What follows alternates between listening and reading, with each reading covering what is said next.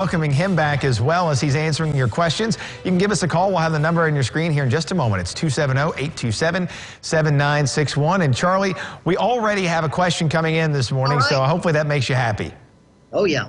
Well, let's go ahead and get to it. Alan is our first caller today. I want to make sure I say this right, Charlie. A Deciduous magnolia, maybe?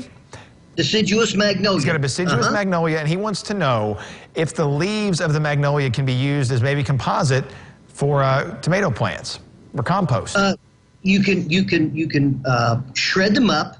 The more you shred up anything, the more surface area it has, and the more surface area it has, the more it lends itself to the composting process. So, if you have the deciduous magnolia, you can chop up the leaves, you can run them under your lawnmower thatcher, but the finer you get them, the more value they're going to have in your compost or around your tomatoes or wherever you decide to place them. Yes. So I guess the question is, Charlie, is there a specific leaf or organic matter that would work best with tomato plants? Maybe we're worried about pH level, things like that, or really does anything work pretty well? Anything pretty well. Your myrtle leaves, your laurel leaves are kind of no-nos. It used to be said that walnut leaves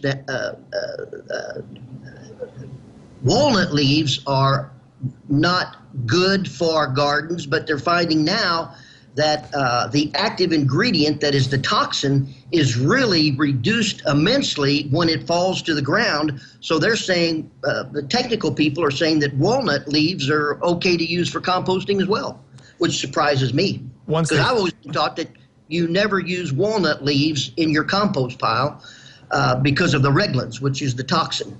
But obviously, once they fall, like you said, there's a change there that makes that's pretty key. That's correct. Earl's our next caller, Charlie, and Earl wants to know what charcoal product might be best to fight mold and what the process is like.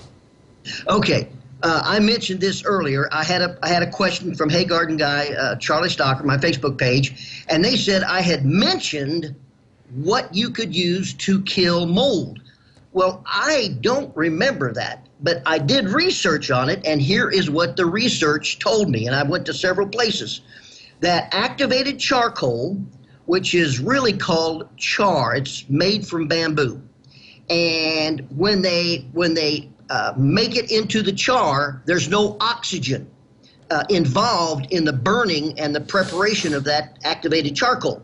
Well, then they somehow pump the oxygen to it, and there are millions upon millions of little bitty air spaces inside that piece of char. Now, you're going to be hearing a lot more about char in the future because it's an up-and-coming thing to not only use to pick up the mycotoxins, which the mold gives off, but also you can use in your soil, and it creates an aeration that is phenomenal. So keep in mind the word char.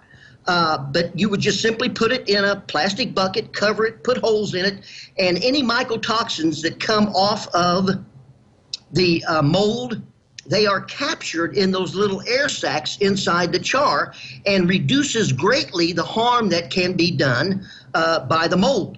But ultimately, a professional is one who would need to get rid of the mold. I have used a 10% bleach solution, even a 20% bleach solution, and I've had success with that.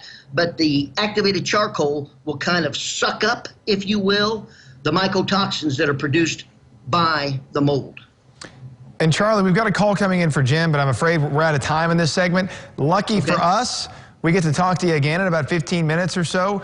And Jim's going to be our next caller. So Jim, if you're watching, your question about mistletoe, Charlie. And I want to make sure we say something about pecans, because we've had so many questions about this pecan problem, and I've done some research on that. I've talked to Jack Brown, so we'll cover that as well. All right, mistletoe and pecans, a great combo for Charlie Stocker coming up in just a few minutes or so.